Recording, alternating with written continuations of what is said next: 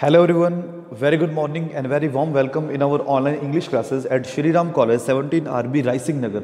Students, today we are going to discuss the lecture second of the poem Rabbi Ben Ezra composed by Robert Browning. इसका lecture first है वो already upload किया जा चुका है हमारे कॉलेज के चैनल पे, वहाँ से आप विजिट करके इसको देख सकते हैं। आज हम करने वाले हैं इस पोइम का लेक्चर सेकंड, जिसके अंदर हम इसके टेक्स्ट को शुरू करने वाले हैं।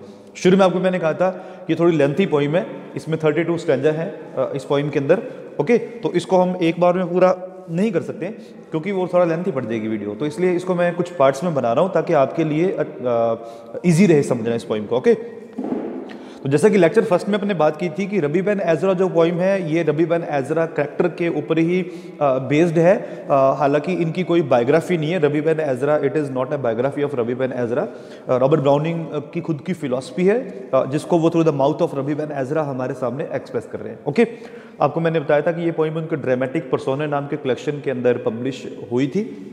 और इस पोइम के अंदर जो फिलॉसफी है रबी बेन एजरा उन्होंने आप ये कह सकते हैं कि यूज़ किया है, उनको एज ए नरेटर यूज़ किया है इस पोइम के अंदर, लेकिन फिलॉसफी है जो आइडियोलॉजी है वो खुद रॉबर्ट ब्राउनिंग की ही है इस पोइम के अंदर। ओके, मैंने बताया था आपको कि इस पोइम के अंदर रबी बेन एजरा जो कि एक 12th सेंचुरी स्कॉलर थे, ज्यूइश स्कॉलर थे, तो उनका लाइफ के लिए क्या फिलॉसफी है, उनकी लाइफ की आइडियोलॉजी क्या है, वो हमारे सामने एक्सप्रेस की गई इस पोइम के अंदर। वो ये कहते हैं कि इंसान की लाइफ के अंदर जितने भी पार्ट्स होते हैं, चाहे वो चाइल्डहुड है चाहे वो यूथ है, उन सबसे बढ़ के जो सबसे इंपॉर्टेंट होती है वो होती है हमारी ओल्ड एज, क्योंकि ओल्ड एज इज परमानेंट, वो परमानेंट है, यूथ परमानेंट नहीं है। वैसे तो गॉड ने हमारे लाइफ को वो मेनली 3 पार्ट्स के अंदर कहते हैं बनाया है कि चाइल्डहुड है, यूथ है और उसके बाद में हमारी ओल्ड एज आती है। तो सारे ही ओल्ड एज से घबराते हैं। देखिए, आप या मैं कभी बूढ़ा होना नहीं चाहेंगे, ओके, लेकिन it's a course of nature, ये नेचर का कोर्स है, इसमें अपने कुछ नहीं कर सकते। We are slave to time, हम टाइम के स्लेव हैं, तो हमें समय के साथ में बूढ़ा होना ही है। हमारी जो फिजिकल जो स्ट्रक्चर है हमारा वो धीरे धीरे जैके की ओर जाता है, तो it's a course of nature, तो इसमें हम कुछ नहीं कर सकते। लेकिन हमें ओल्ड एज से घबराना नहीं है, उसे डरना नहीं है, हमें उसको वेलकम करना है। तो ज़्यादा टाइम वेस्ट ना करते हुए शुरू करते हैं हमारी पोइम के टेक्स्ट को। ओके, तो सबसे पहले रबी बेन एजरा क्या कह रहे हैं, फिर से ध्यान रखना, I remind you it is the philosophy of browning himself. ये ब्राउनिंग की ही फिलॉसफी है जो उन्होंने इस पोइम के अंदर एक्सप्रेस की है। सबसे पहले रबी बेन एजरा इसके अंदर क्या बोलते हैं, grow old along with me, grow old, बूढ़े हो जाओ, मेरे साथ बूढ़े हो जाओ। क्योंकि मैंने शुरू में बताया था कि रबी बेन एजरा क्या चाहते हैं कि हमें ओल्ड एज का वेलकम करना चाहिए। ओल्ड एज किसी भी तरीके से कोई घबराने की चीज़ नहीं है, उसे डरना नहीं है। Okay, we should not afraid और fear of old age, we must welcome the old age, हमें ओल्ड एज का वेलकम करना है। इसलिए वो कहते हैं कि ग्रो ओल्ड, मेरे साथ बूढ़े हो जाओ, along with me, the best is yet to be। अब द बेस्ट यहाँ पे किसको बोला गया, द बेस्ट यहाँ पे ओल्ड एज को बोला गया, इज येट टू बी, कि जीवन का जो सबसे बेस्ट पार्ट है, the life's best part is yet to be, यानी कि अभी आने वाला है। Grow old along with me, मेरे साथ आओ और बूढ़े हो जाओ, क्योंकि जीवन का जो बेस्ट पार्ट है, लाइफ का जो बेस्ट पार्ट है वो अभी आने वाला है। बेस्ट पार्ट किसको बोलते हैं, the best part of the life is old age. The last of life, life का जो लास्ट है यानी कि जो ओल्ड एज है, for which the first was made, उसी के लिए फर्स्ट को बनाया गया। फर्स्ट यहाँ पे आप किसको कह रहे हैं, फर्स्ट यहाँ पे ब्राउनिंग कह रहे हैं हमारे चाइल्डहुड को या हमारे यूथ को।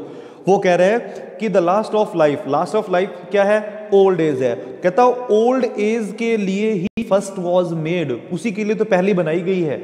पहली किस लिए बनाई गॉड ने, ताकि हम पहली देखने के बाद में लास्ट की ओर जा सके। तो पहली यहाँ पे हमारा चाइल्डहुड हो सकता है, हमारा यूथ हो सकता है, तो उसके लिए यूथ और चाइल्डहुड को किसके लिए डिजाइन किया गया, किसके लिए बनाया गया, हमारी लास्ट ऑफ लाइफ, हमारी ओल्ड एज के लिए।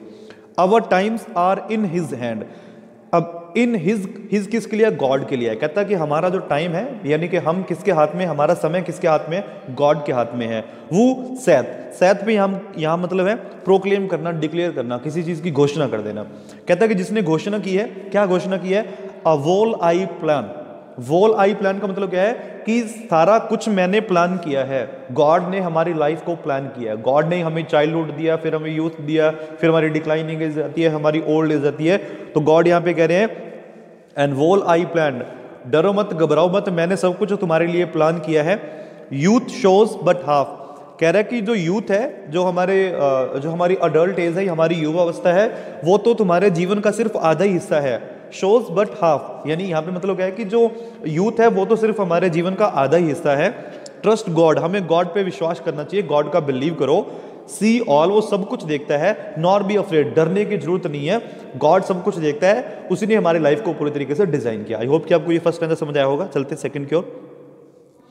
नॉट दैट, अब नॉट दैट का मतलब यहां पे क्या है कि इतने से ही यूथ सेटिस्फाइड नहीं होता है। आगे जो चीजें बताऊंगा आपको मैं, तो कौन कौन सी चीज से वो कह रहा है, सबसे पहले आप इसका मीनिंग समझिए कि यहां पे नॉट दैट का मीन मतलब है यूथ जो है वो अपनी लाइफ के अंदर जो भी उसकी एस्पिरेशंस हैं, जो भी उसके एम्स हैं, वो उनसे सेटिस्फाइड नहीं होता। नॉट दैट, इतने से ही वो सेटिस्फाइड नहीं होता है। कितने से?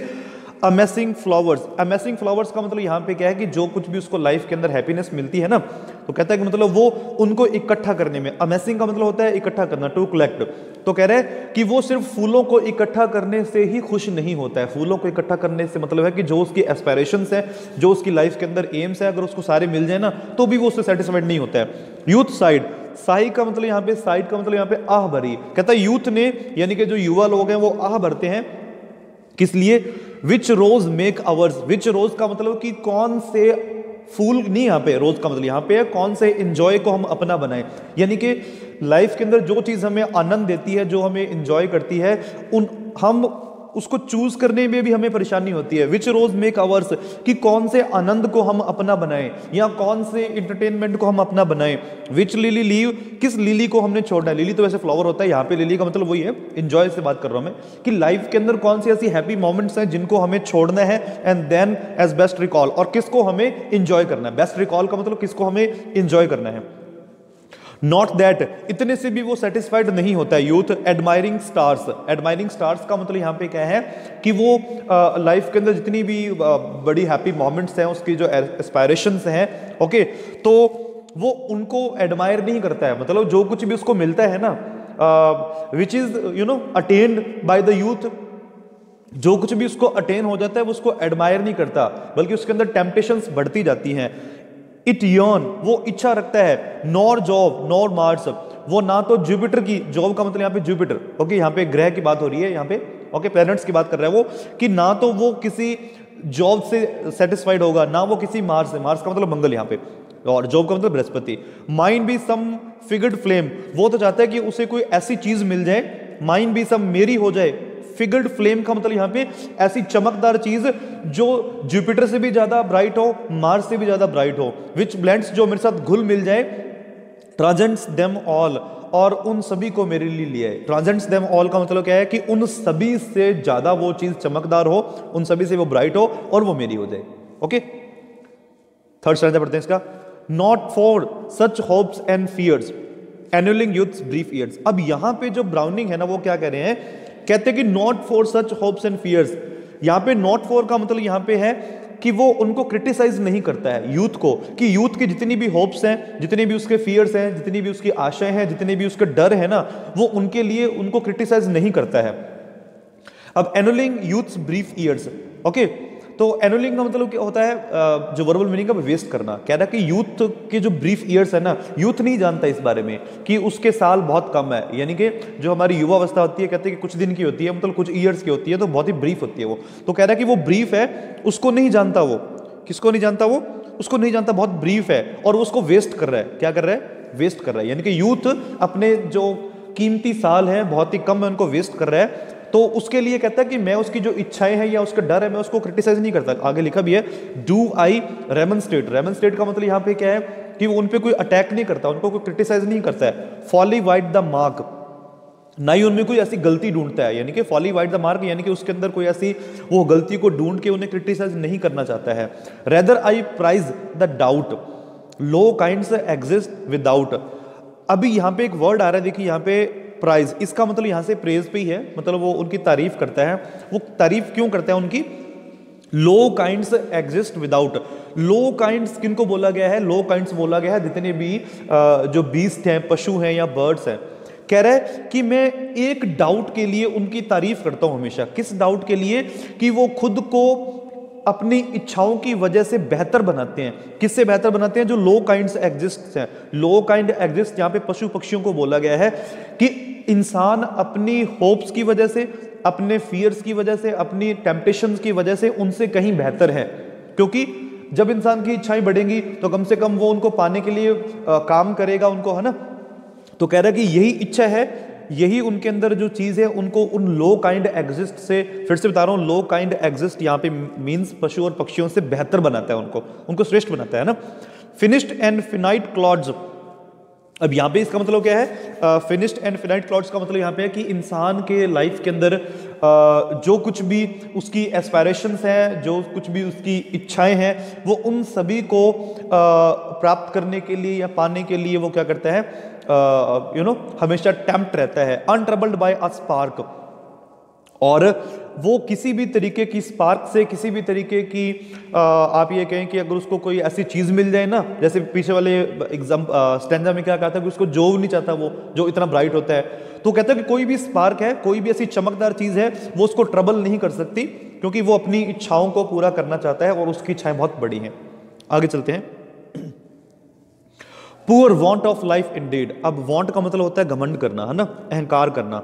तो यहाँ पे ब्राउनिंग क्या कह रहे हैं? Poor want of life Indeed, कि किसी भी तरीके से हमें लाइफ पे घमंड नहीं करना है, उसके बारे में हमें अहंकार नहीं रखना है, क्योंकि लाइफ क्या है? बहुत ही पुअर है। पुअर बोला गया मतलब लाइफ इज इम्परमानेंट, है ना, ये परमानेंट नहीं है, it's immortal. Were man but form to feed, कहता है अगर इंसान को सिर्फ इसीलिए बनाया गया है कि जैसे दूसरे पशु पक्षी होते हैं ना जहाँ पे, तो कहता है कि अगर सिर्फ भगवान ने इंसान को इसीलिए बनाया है कि वो क्या करे? फॉर्म टू फीड, कि वो खाने पीने में अपना ध्यान रखे, ऑन जॉय, सिर्फ खाने पीने में, मौज मनाने में, टू सोलली सीक। ओके, यहाँ पे सोलली सीक का मतलब क्या है?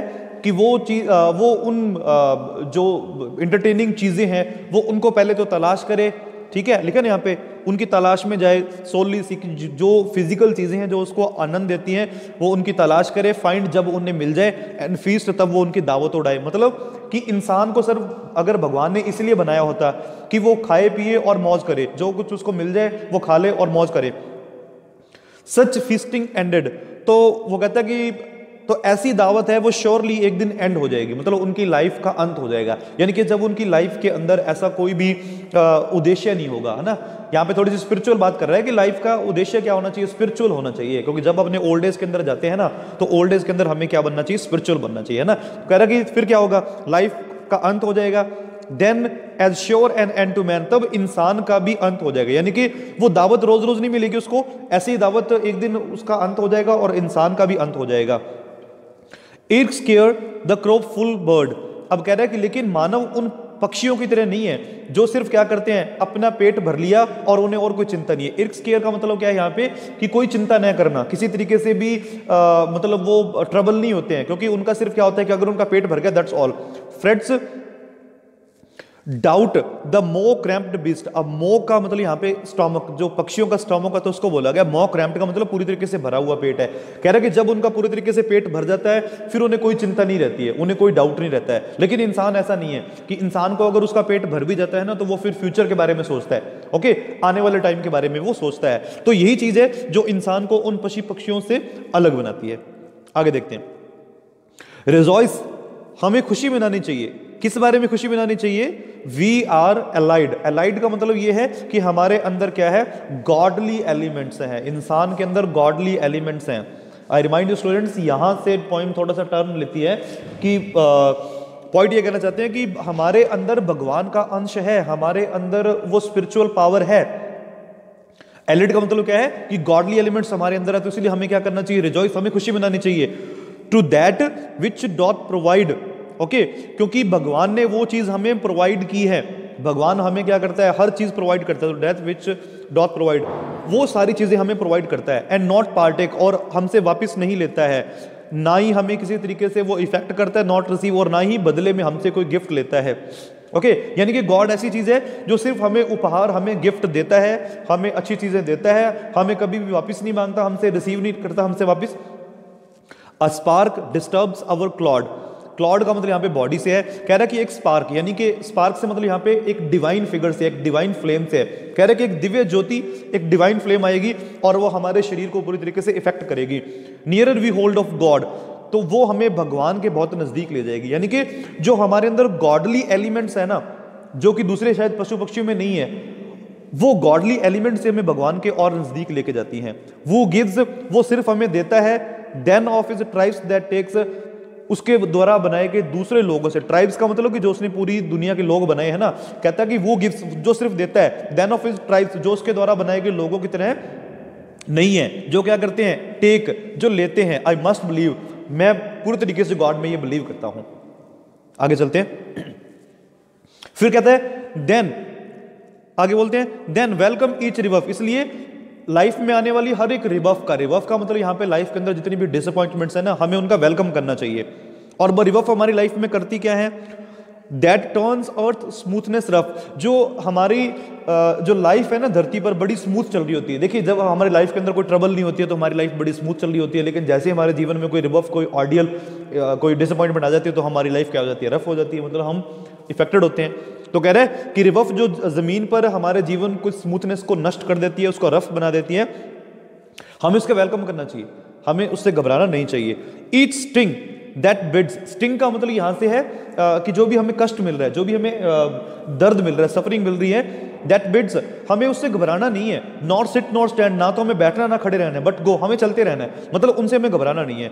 Be our joys 3 parts pain, कह रहा है कि लाइफ के अंदर जो भी हमारे 3 पार्ट्स हैं, 3 पार्ट्स का मतलब यहाँ पे लाइफ के 3 स्टेजेस हैं, childhood, youth and old age. कह रहा है कि तीनों ही जो हमारी स्टेजेस हैं, जितना मर्जी हमें दर्द मिले, हमें आनंद ही मनाते रहना है।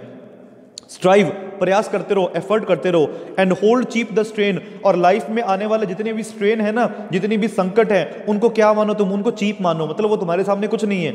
लर्न, सीखते रहो, क्योंकि एक्सपीरियंस से ही इंसान सीखता है। नोर अकाउंट द पैंग, पैंग का मतलब यहाँ पे एग्नी है। एग्नी क्या होती है, मानसिक पीड़ा होती है ना, साइकोलॉजिकल जो हमें दर्द होता है ना वो। तो कह रहा है कि कभी भी उस पैंग पे ध्यान मत दो, जो हमें मानसिक पीड़ा होती है ना, हमारे दुखों के बारे में सोचकर, उससे मत डरो। डेयर, साहसी बनो। नेवर ग्रज द थ्रोय, थ्रोय का मतलब यहाँ पे क्या, कष्ट से है। कभी भी अपने कष्ट के बारे में ग्रज मत करो, मतलब बड़बड़ाओ मत, शिकायत मत करो, कंप्लेन मत करो। तो इस स्टैंजा के अंदर ब्राउनिंग हमें कहना चाहते हैं कि हमें एक अनकंप्लेनिंग एटीट्यूड रखना है। लाइफ के अंदर आने वाली जितनी भी ऑडियल्स हैं, हर्डल्स हैं, उनके बारे में हमें शिकायत नहीं करनी है। ओके, उनको वेलकम करना है। चलते हैं for thence a paradox. Okay, अब याद करते हैं, इसमें देखिए ध्यान रखिए, फॉर देंस, और इसके बाद में क्या होता है, इसके बाद में अब पैराडॉक्स। ब्राउनिंग ने इसके अंदर एक पैराडॉक्स यूज किया है, ठीक है। पैराडॉक्स बेसिकली क्या होती है, सेल्फ कॉन्ट्राडिक्टरी इसके अंदर स्टेटमेंट होती है ना। तो यहाँ पे ब्राउनिंग ने क्या किया है, वो कहता है कि ऐसी लाइफ ही सबसे बेस्ट है जब हम असफल होते हैं। अब ये पैराडॉक्स हो गया ना, स्टेटमेंट अपने आप में कॉन्ट्राडिक्टरी है। लाइफ को आप या मैं कौन सी लाइफ को सफल मानते हैं, जिसमें हमें कोई दुख नहीं है, जिसमें हम हमेशा सक्सेस होते हैं। लेकिन यहाँ पे वो कह रहा है कि लाइफ वही अच्छी है जिस जो असफलताओं से भरी हो। यहाँ पे क्या कहता है, विच कंफर्ट्स व्हाइल इट मॉक्स, कह रहा है वो चीज मुझे सबसे ज्यादा कंफर्ट करती है कि जब मैं किसी चीज में फेल हो जाता हूँ। व्हाइल इट मॉक्स, भले ही वो मेरा मजाक उड़ा रही है, यानी कि लाइफ के अंदर जब हम अनसक्सेसफुल होते हैं ना, तो ऐसा लगता है कि लाइफ हमारा मजाक उड़ा रही है। वही चीज ब्राउनिंग कहता है कि मुझे सबसे ज्यादा क्या लगती है, कंफर्ट करती है, मुझे अच्छी लगती है। Shall life succeed in that it seems to fail, कह रहा है कि लाइफ वही सक्सेसफुल है जहां मुझे असफलता मिले या जहां हम फेल हो जाएं। बताऊंगा, अभी क्लियर करूंगा क्यों कह रहा है। What I aspire to be, जो मैंने बनना चाहा या जो मैं बनना चाहता था, एंड वॉज नॉट, नहीं बन सका, कंफर्ट्स मी, तभी मुझे आनंद मिलता है। A brute I might have been, मैं एक पशु ही होता, okay, but would not sink in the scale, मैं एक पशु होता जब मेरे अंदर ये चीजें नहीं होती। पीछे वाले स्टैंजा में क्या कहा था उन्होंने कि हमारे अंदर एक गॉडली एलिमेंट है जो हमें पशुओं से अलग बनाता है। तो भी कह रहा है कि अगर मेरे अंदर वो गॉडली एलिमेंट नहीं होता तो मैं एक पशु ही होता। And but would not sink in the scale, और मैं मतलब would not sink in the scale का मतलब क्या है कि जब हम असफल होते हैं ना, तो कोई इंसान जब असफल होता है तो वो अपनी असफलता में डूब जाता है, यानी कि तरह निराश हो जाता है। तो कह रहा है कि मैं भी निराश हो जाता अगर मेरे अंदर गॉडली एलिमेंट्स नहीं होते। तो यहाँ पे वो इंडायरेक्टली ये कहना चाहते हैं कि लाइफ के अंदर जब हम असफल होते हैं, इसका मतलब ये है कि कम से कम हमने प्रयास तो किया, तो वो उन प्रयास को ही ये मानता है कि they are primary success. Okay, वो हमारी प्राइमरी सक्सेस है। तो आज की वीडियो में इतना ही। नेक्स्ट लेक्चर में हम आगे वाले जो हमारी पोइम रहेगी उसको पूरा करेंगे। Thanks for watching, have a great time.